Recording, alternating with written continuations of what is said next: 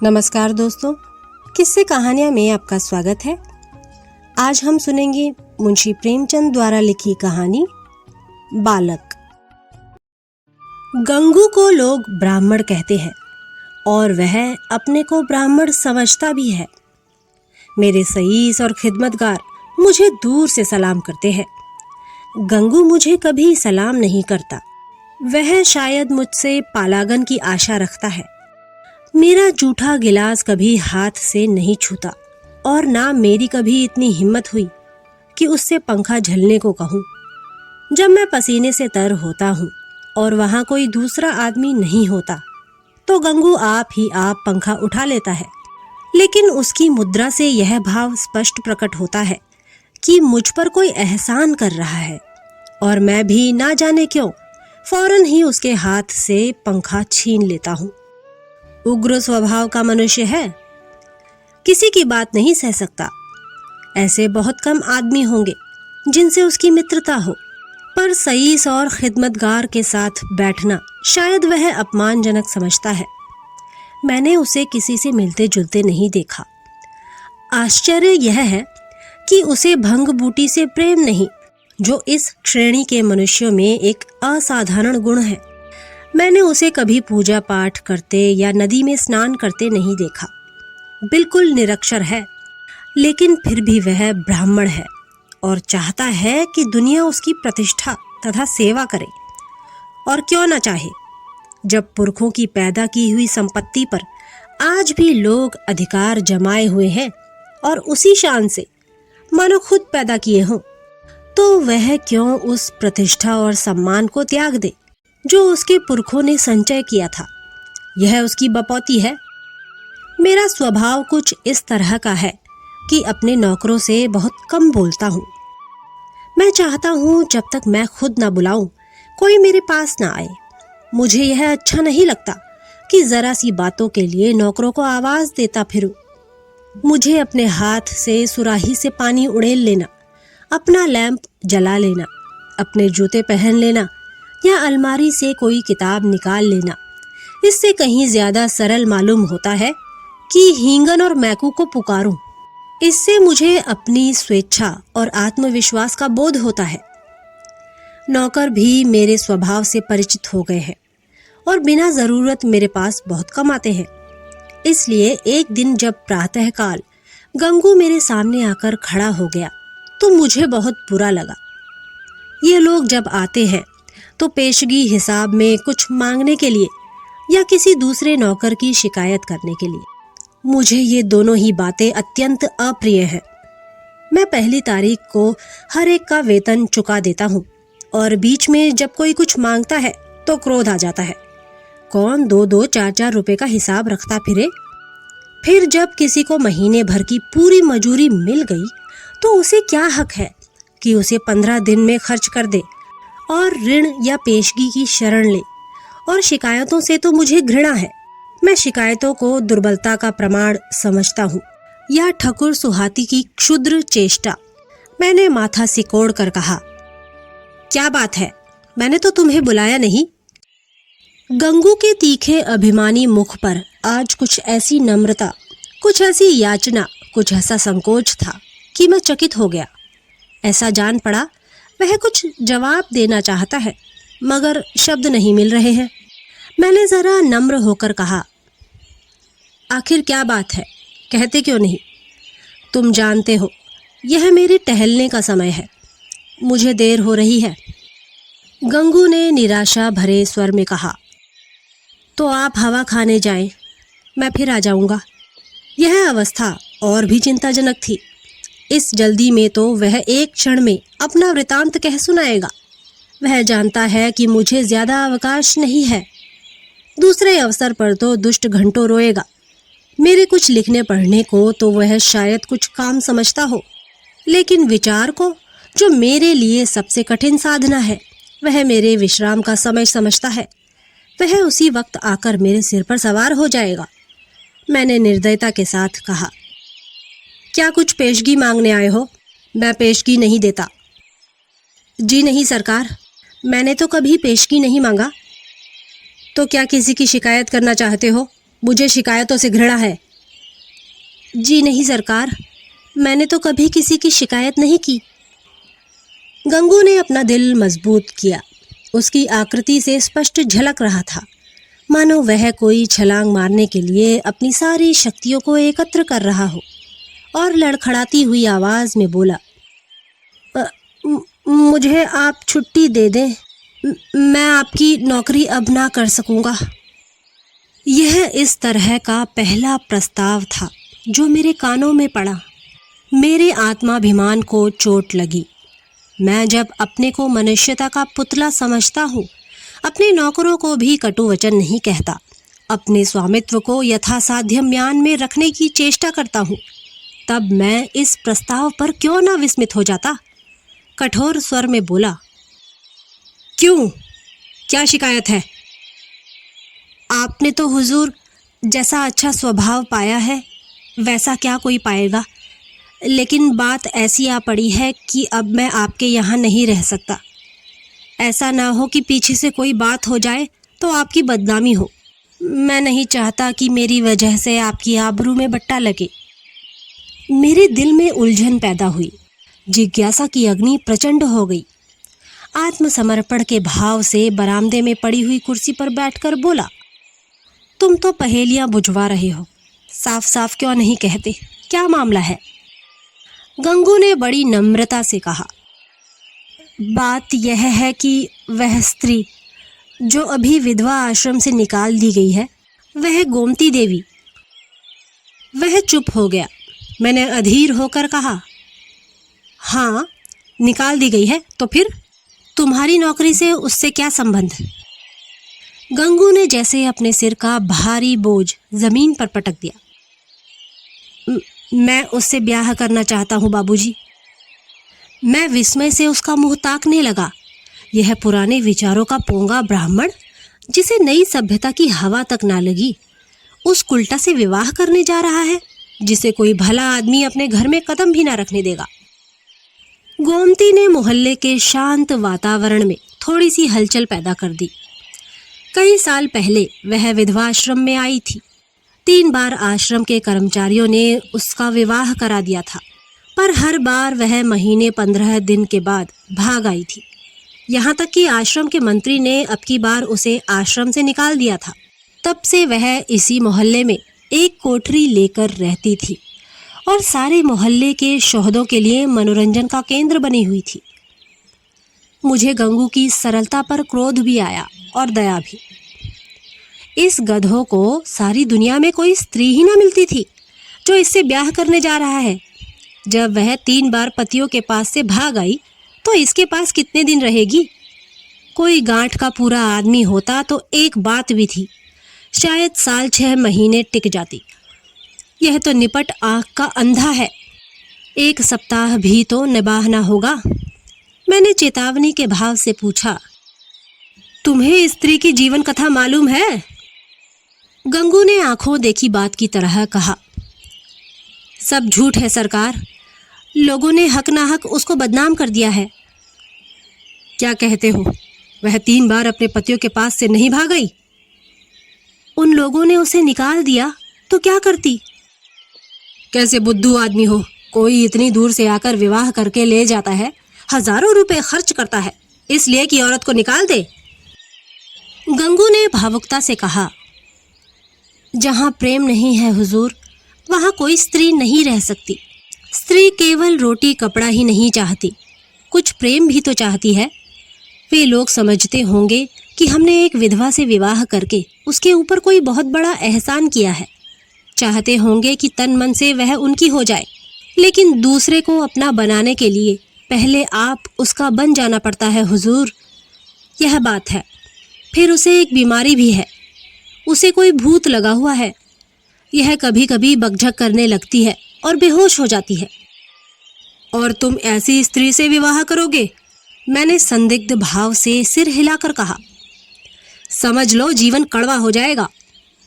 गंगू ने शहीदों के से आवेश में कहा, मैं तो समझता हूँ मेरी जिंदगी बन जाएगी बाबूजी, आगे भगवान की मर्जी।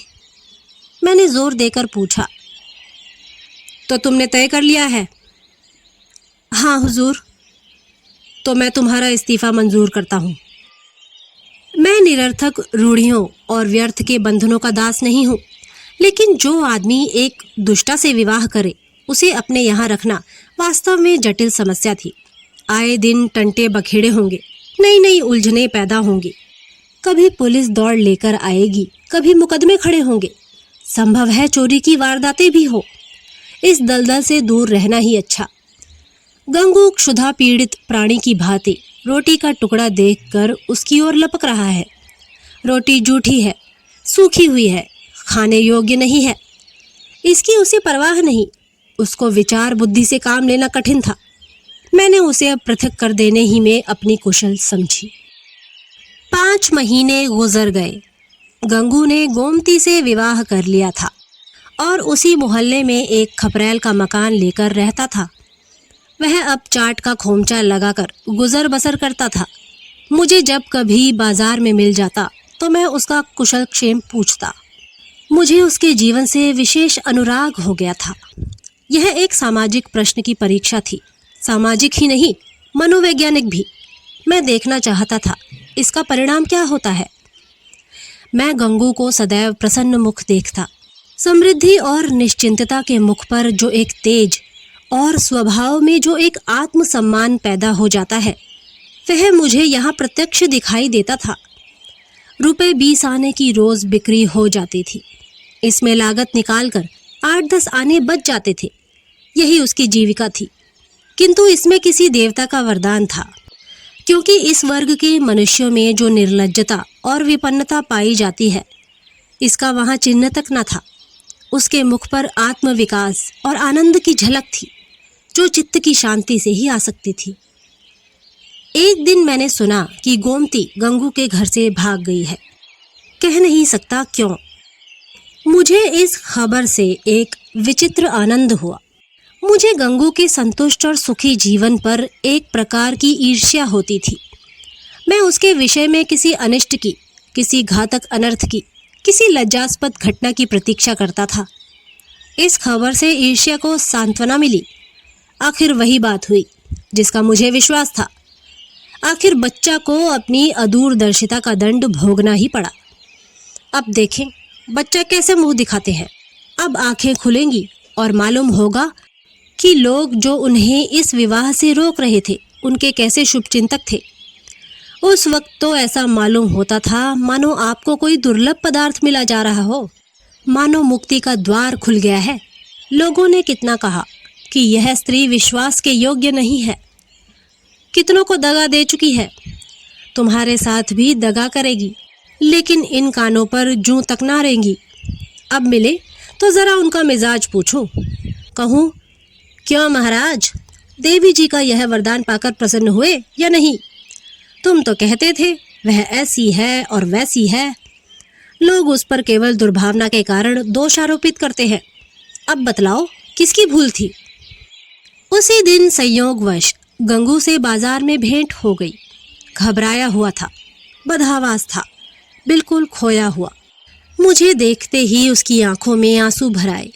लज्जा से नहीं, व्यथा से। मेरे पास आकर बोला, बाबूजी, गोमती ने मेरे साथ विश्वासघात किया। मैंने कुटिल आनंद से लेकिन कृत्रिम सहानुभूति दिखाकर कहा, तुमसे तो मैंने पहले ही कहा था, लेकिन तुम माने ही नहीं। अब सब्र करो। इसके सिवा और क्या उपाय है? रुपए पैसे ले गई या कुछ छोड़ गई? गंगू ने छाती पर हाथ रखा। ऐसा जान पड़ा मानो मेरे इस प्रश्न ने उसके हृदय को विदीर्ण कर दिया। अरे बाबूजी, ऐसा ना कहिए। उसने धेले की भी चीज़ नहीं छुई। अपना जो कुछ था वह भी छोड़ गई। ना जाने मुझ में क्या बुराई देखी। मैं उसके योग्य न था, और क्या कहूँ। वह पढ़ी लिखी थी, मैं करिया अक्षर भैंस बराबर। मेरे साथ इतने दिन रही, यही बहुत था। कुछ दिन और उसके साथ रह जाता तो आदमी बन जाता। उसका आपसे कहाँ तक बखान करूं हुजूर। औरों के लिए चाहे जो कुछ रही हो, मेरे लिए तो किसी देवता का आशीर्वाद थी। ना जाने मुझसे क्या ऐसी खता हो गई, मगर कसम ले लीजिए जो उसके मुख पर मैल तक आया हो। मेरी औकात ही क्या है बाबूजी, 10-12 आने का मजूर हूँ, पर इसी में उसके हाथों इतनी बरकत थी कि कभी कमी न पड़ी। मुझे इन शब्दों से घोर निराशा हुई। मैंने समझा था वह उसकी बेवफाई की कथा कहेगा और मैं उसकी अंधभक्ति पर कुछ सहानुभूति प्रकट करूँगा, मगर उस मूर्ख की आंखें अब तक नहीं खुली। अब भी उसी का मंत्र पढ़ रहा है। अवश्य ही इसका चित्त कुछ अव्यवस्थित है। मैंने कुटिल परिहास आरंभ किया। तो तुम्हारे घर से कुछ नहीं ले गई? कुछ भी नहीं बाबूजी, धेले की भी चीज़ नहीं। और तुमसे प्रेम भी बहुत करती थी। अब आपसे क्या कहूँ बाबूजी, वह प्रेम तो मरते दम तक याद रहेगा। फिर भी तुम्हें छोड़कर चली गई, यही तो आश्चर्य है बाबूजी। त्रिया चरित्र का नाम कभी सुना है? अरे बाबूजी, ऐसा ना कहिए। मेरी गर्दन पर कोई छुरी रख दे तो भी मैं उसका यश ही गाऊंगा। तो फिर ढूंढ निकालो। हाँ मालिक, जब तक उसे ढूंढ ना लाऊंगा मुझे चैन ना आएगा। मुझे इतना मालूम हो जाए कि वह कहाँ है, फिर तो मैं उसे ले ही आऊँगा। और बाबूजी, मेरा दिल कहता है कि वह आएगी ज़रूर। देख लीजिएगा, वह मुझसे रूठकर नहीं गई, लेकिन दिल नहीं मानता। जाता हूँ, महीने 2 महीने जंगल पहाड़ की धूल छानूंगा। जीता रहा तो फिर आपके दर्शन करूँगा। यह कहकर वह उन्माद की दशा में एक तरफ चल दिया।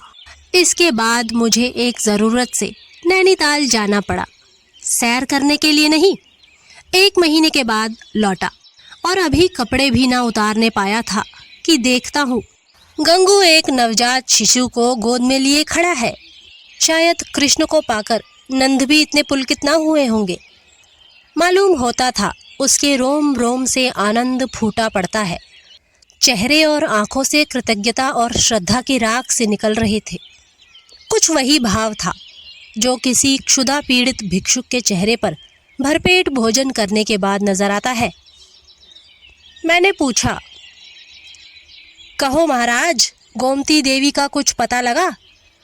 तुम तो बाहर गए थे। गंगू ने आपे में ना समाते हुए जवाब दिया, हाँ बाबूजी, आपके आशीर्वाद से ढूंढ लाया। लखनऊ के जनाने अस्पताल में मिली। यहाँ एक सहेली से कह गई थी कि अगर वह बहुत घबराए तो बतला देना। मैं सुनते ही लखनऊ भागा और उसे घसीट लाया। घाते में यह बच्चा भी मिल गया। उसने बच्चे को उठाकर मेरी तरफ बढ़ाया, मानो कोई खिलाड़ी तमगा पाकर दिखा रहा हो। मैंने उपहास के भाव से पूछा, अच्छा, यह लड़का भी मिल गया? शायद इसीलिए वह यहाँ से भागी थी। है तो तुम्हारा ही लड़का। मेरा काहे को है बाबूजी?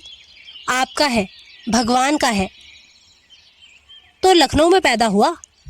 हाँ बाबूजी, अभी तो कुल 1 महीने का है। तुम्हारे ब्याह हुए कितने दिन हुए? यह 7वां महीना जा रहा है। तो शादी के 6ठे महीने पैदा हुआ। और क्या बाबूजी? फिर भी तुम्हारा लड़का है? हाँ जी। कैसी बेसिर पैर की बातें कर रहे हो? मालूम नहीं वह मेरा आशय समझ रहा था या बन रहा था। उसी निष्कपट भाव से बोला, मरते मरते बची बाबूजी, नया जन्म हुआ। 3 दिन 3 रात छटपटाती रही। कुछ ना पूछिए बाबूजी, कुछ ना पूछिए।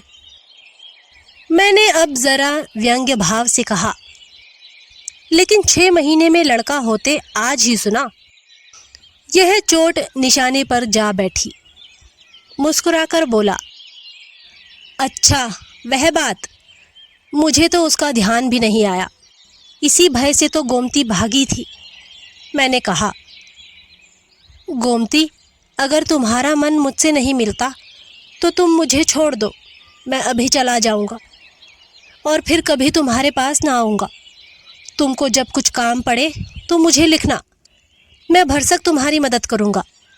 मुझे तुमसे कुछ मलाल नहीं है। मेरी आँखों में तुम अब भी उतनी ही भली हो। अब भी मैं तुम्हें उतना ही चाहता हूँ। नहीं, अब मैं तुम्हें और ज़्यादा चाहता हूँ। लेकिन अगर तुम्हारा मन मुझसे फिर नहीं गया है तो मेरे साथ चलो। गंगू जीते जी तुमसे बेवफाई नहीं करेगा। मैंने तुमसे इसलिए विवाह नहीं किया कि तुम देवी हो, बल्कि इसलिए कि मैं तुम्हें चाहता था और सोचता था कि तुम भी मुझे चाहती हो। यह बच्चा मेरा बच्चा है, मेरा अपना बच्चा है। मैंने एक बोया हुआ खेत लिया तो क्या उसकी फसल को इसलिए छोड़ दूंगा कि उसे किसी दूसरे ने बोया था? यह कहकर उसने ज़ोर से ठट्टा मारा। मैं कपड़े उतारना भूल गया। कह नहीं सकता क्यों मेरी आंखें सजल हो गई। ना जाने वह कौन सी शक्ति थी जिसने मेरी मनोगत घृणा को दबाकर मेरे हाथों को बढ़ा दिया। मैंने उस निष्कलंक बालक को गोद में ले लिया और इतने प्यार से उसका चुंबन लिया कि शायद अपने बच्चों का भी ना लिया होगा। गंगू बोला, बाबूजी, आप बड़े सज्जन हैं। मैं गोमती से बार बार आपका बखान किया करता हूँ। कहता हूँ चल एक बार उनके दर्शन कर आ, लेकिन मारे लाज के आती ही नहीं। मैं और सज्जन? अपनी सज्जनता का पर्दा आज मेरी आंखों से हटा। मैंने भक्ति से डूबे हुए स्वर में कहा, नहीं जी, मेरे जैसे कलुषित मनुष्य के पास वह क्या आएगी। चलो मैं उनके दर्शन करने चलता हूँ। तुम मुझे सज्जन समझते हो? मैं ऊपर से सज्जन हूँ पर दिल का कमीना हूँ। असली सज्जनता तुम में है और यह बालक वह फूल है जिससे तुम्हारी सज्जनता की महक निकल रही है। मैं बच्चे को छाती से लगाए गंगू के साथ चला। तो दोस्तों, यह थी मुंशी प्रेमचंद द्वारा लिखी कहानी बालक। अगली बार फिर एक नई कहानी के साथ आपसे मुलाकात होगी। तब तक के लिए नमस्कार।